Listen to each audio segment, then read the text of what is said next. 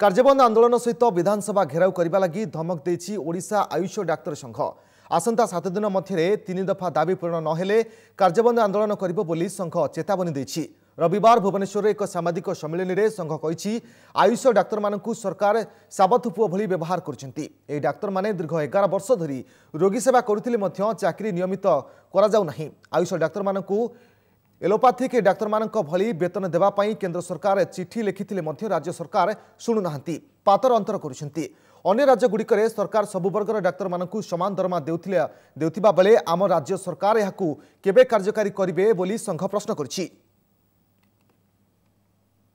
जेहेतु allopathic doctor माने अभाव रे आयुष डॉक्टर माने ग्रामांचल रे स्वास्थ्य सेवा जोगाउछंती दीर्घ 11 वर्ष धरी, तेणु सरकार आम प्रति न्याय दियंतु एवं ये जो चरम अवहेला कर निवृत्त रुहतु एवं तुरंत स्थायी करूँ।